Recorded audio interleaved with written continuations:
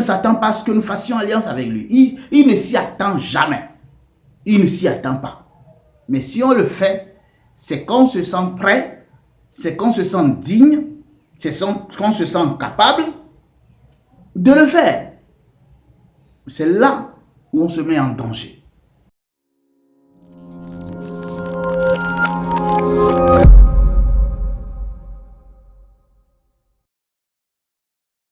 Shalom à tous et bienvenue dans notre émission Éclaire-moi.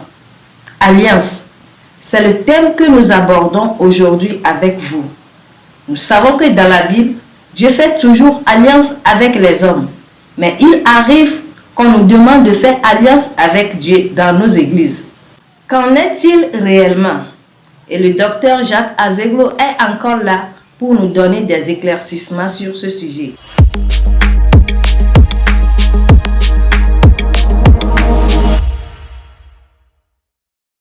Shalom, pasteur. Oui, shalom, ma soeur. Comment vous allez? Bien, par la grâce de Dieu. Merci beaucoup. Que le Seigneur vous bénisse. Amen. C'est quoi une alliance? Merci beaucoup pour la question. Qu'est-ce que c'est qu'une alliance? Selon le dictionnaire, une alliance, c'est l'entente, l'accord entre deux personnes. L'entente entre deux personnes qui décident de faire quelque chose ensemble ou de marcher ensemble. C'est la définition simple qu'on trouve concernant l'alliance. Et très souvent, l'alliance est basée sur l'une de ces deux personnes. La personne qui a eu l'idée, qui a émis l'idée de faire alliance, l'alliance se base beaucoup plus sur elle que sur la deuxième personne. Et lorsqu'on parle d'alliance, on parle d'un certain nombre de réalités, un certain nombre de clauses. Aujourd'hui, le terme alliance est beaucoup moins utilisé. On parle beaucoup plus de contrat, on parle beaucoup plus d'accord ou protocole d'accord. Mais tout cela, ça cache l'idée de l'alliance. Donc, dans la Bible, le mot alliance apparaît dans Genèse chapitre 6, verset 18. Genèse 6, verset 18, nous voyons que Dieu se lève pour faire alliance avec Noé. Donc, ça veut dire que Dieu décide de marcher avec Noé. Dieu décide de faire un certain nombre de choses ensemble avec Noé. Donc, pour commencer, il faut que les deux parties de l'alliance s'entendent sur des faits. Ces faits-là, on les appelle les clauses du contrat. Je ferai ma part et l'autre partie aussi fera sa part. Donc, c'est ça l'idée d'alliance. L'idée d'alliance exige de chaque partie une contribution, un respect absolu pour tout ce que contient cette entente, cette alliance. Les points sur lesquels on veut marcher, on s'entend là-dessus. Chaque partie est informée. Chaque partie est décidée. Donc, on ne fait pas alliance dans une obligation. On ne se sent pas obligé de faire alliance, mais on fait une alliance en toute volonté. Donc, c'est un choix. Effectivement, c'est un choix de faire une alliance. C'est un choix. Sauf que ce choix n'est pas à négliger. Ce n'est pas un choix qu'on fait pour entrer et après on fait le choix de sortir. Lorsqu'on parle d'alliance, lorsque tu fais le choix d'entrer, ça veut dire que tu es disposé à respecter tout ce que contient ce contrat. Sinon, on ne peut pas parler d'alliance. Lorsque je peux entrer dans une alliance, mais sortir comme je veux, là on ne parle pas d'alliance. On ne peut pas parler d'alliance. On ne peut pas parler d'alliance. Une alliance, c'est comme un pacte qu'on signe. Et dans l'alliance, il est aussi noté que si jamais une des parties ne faisait pas, ne respectait pas les accords de l'alliance, il y a des châtiments, il y a des punitions et même la mort d'une des parties intervient. Donc une alliance n'est pas un vain mot, n'est pas un mot à blaguer avec. L'alliance, c'est quelque chose de très profond et de très puissant. Voilà ce que je peux dire concernant le sens ou la définition de l'alliance. Parce qu'aujourd'hui, on réalise que beaucoup ne mesurent pas la portée de leur choix, la portée des contrats, des ententes qu'ils font les uns entre les autres. C'est clair que beaucoup ne mesurent pas la portée. Mais lorsqu'il s'agit d'alliance, lorsqu'il s'agit même si ce n'est pas une alliance de sang, parce qu'il y a des alliances qu'on fait sans faire intervenir le sang, mais les paroles données, mais les décisions prises ensemble sont largement suffisantes pour que cela constitue un pacte entre deux personnes, entre deux pays, entre deux équipes, etc., etc. Que le Seigneur vous bénisse. Amen. Pasteur, quels sont les éléments qui composent une alliance? Quels sont les éléments qui composent une alliance? Comme je le disais tout à l'heure, il y a un certain nombre de choses sur lesquelles sont basées une alliance. Et on ne peut pas, ces éléments-là ne sont pas exhaustifs, puisque nous sommes dans le cadre de Dieu ou de la parole de Dieu. Dieu fait alliance avec les hommes. Mais quels sont les éléments qui composent une alliance? D'abord, il y a les clauses, il y a les ententes, mais il y a aussi la fidélité. Chaque partie décide d'être fidèle à tout ce qui a été dit dans l'alliance. Chaque partie décide d'être fidèle à ce qui a été dit dans cette alliance. Donc, il y a les clauses, les ententes de l'alliance, mais l'élément suivant, c'est la fidélité à ces clauses-là, au niveau de chaque partie. Et le troisième élément, dans une alliance, c'est le châtiment ou la conséquence qui puisse arriver si jamais une des parties négligeait ou enfreignait les clauses de l'alliance. Il y a des châtiments qui peuvent intervenir. Donc voilà un peu les éléments qui composent une alliance. D'accord. Est-ce que nous pouvons faire alliance avec Dieu, pasteur? Est-ce que nous pouvons faire alliance avec Dieu? Lorsque nous voyons dans la parole de Dieu, voyons que c'est Dieu lui-même qui a fait alliance avec les hommes. C'est Dieu qui fait alliance avec les hommes. C'est vrai qu'il arrive à ce que les hommes pensent pouvoir faire alliance avec Dieu. Mais en réalité, c'est Dieu qui fait alliance avec les hommes. Pourquoi? Comme je le disais tout à l'heure, dans une alliance, il y a des clauses. Et il y a la fidélité à ces clauses-là. Donc, l'alliance est beaucoup plus basée sur l'initiateur que sur le bénéficiaire. Lorsque Dieu décide de faire l'alliance avec une personne, ça veut dire que Dieu sera fidèle à son engagement. Dieu sera fidèle à tout ce qu'il a dit dans cette alliance. Mais la question c'est, si un homme fait alliance avec Dieu, est-ce qu'il sera fidèle à tout ce que lui-même va dire? Parce que toute alliance a pour résultat la fidélité aux clauses. Donc, faire alliance avec Dieu est un piège. Je ne veux pas dire qu'on ne peut pas faire alliance avec Dieu. On peut faire alliance avec Dieu ou avec qui on veut, avec le diable, avec qui on veut. Mais la question est celle-ci.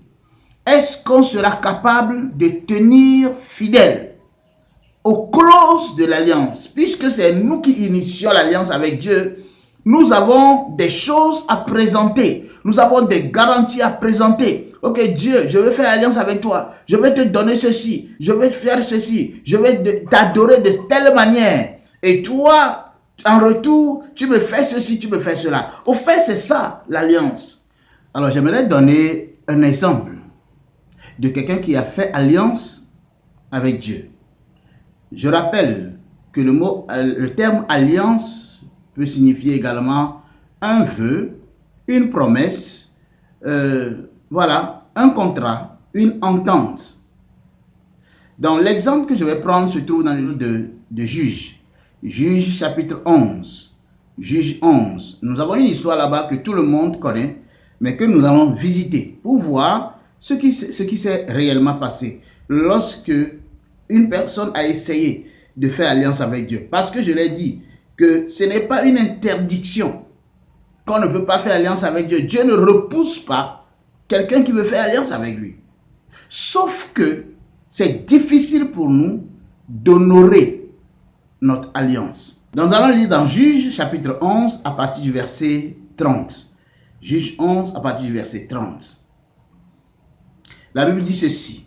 Jephthé fit un vœu à l'Éternel et dit, si tu livres entre mes mains les fils d'Ammon, quiconque sortira des portes de ma maison au-devant de moi, à mon retour de chez les fils d'Ammon, sera consacré à l'Éternel et je l'offrirai en holocauste. Lorsque Jephthé était au milieu de la guerre, parce que c'était un guerrier, c'était un soldat, et il avait à cœur de remporter la victoire, il va devant Dieu et lui dit, Seigneur, je te fais la promesse aujourd'hui, je fais ce vœu devant toi aujourd'hui. Si tu me permets de remporter la victoire sur mes ennemis, quiconque sortira lorsque je serai heureux dans mon retour, tout être vivant que je rencontrerai qui sortira de ma maison, je vais le sacrifier pour toi. Et le mot sacrifier sous-entend verser le sang. C'est ce que Jephthé avait donné comme promesse. Continuons la lecture. Jephthé marcha contre les fils d'Ammon et l'Éternel les livra entre ses mains. Voilà une alliance que Jephthé vient de faire et Dieu a honoré automatiquement. On n'a pas reçu de réponse de Dieu. On n'a vu aucune intervention de Dieu pour dire, ok, je suis d'accord, allons-y. Mais une fois que Jephthé avait fait cette déclaration, ce vœu-là, Dieu l'a noté. Et Dieu a fait sa part. Le gars a remporté la victoire. Il a marché sur ses ennemis. Il les a anéantis, il les a détruits. Dieu a fait sa part, n'est-ce pas? Au verset 34, la Bible dit ceci. Jephthé retourna dans sa maison à Mispa. Et voici, sa fille sortit au-devant de lui avec des tambourins et des danses. C'était son unique enfant. Il n'avait point de fils et point d'autre fille.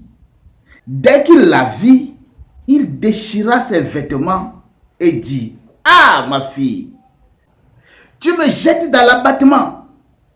Tu es au nombre de ceux qui me troublent.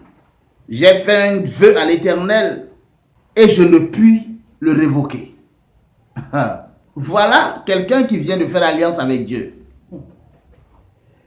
Et il a fait des promesses. Il dit, Dieu, pendant la guerre, pendant le besoin, il a dit des choses, il a fait des vœux. Dieu a honoré sa part. Mais au moment où Jephthé rentrait chez lui à la maison, c'est sa fille unique, l'enfant unique que Jephthé avait. C'est elle qui est sortie. Est-ce que c'est Dieu qui a parlé? Ce n'était pas Dieu, c'est Jephthé qui a parlé, mais il savait qu'il était obligé. Il était obligé de faire ce que sa bouche a dit. De respecter son alliance. Il doit respecter son alliance. Là, c'est lui qui a établi l'alliance avec Dieu. C'est ça qu'on a appelé vœu. C'est lui qui a établi l'alliance avec Dieu. C'est lui qui a établi cette alliance-là avec Dieu. Et il est obligé de respecter. Il ne sait pas ce qui arrivera après. Mais laissez-moi vous dire que quand Dieu lui fait son alliance, il sait ce qui arrivera. Et c'est en fonction de ça qu'il fait son alliance. Dieu doit faire alliance avec nous avant de marcher avec nous. Parce que Dieu a fait alliance avec nous en Jésus-Christ. Nous sommes dans l'alliance de Dieu. Lorsque le Seigneur Jésus-Christ a été sacrifié à la croix, son sang versé, c'était le sang de l'alliance.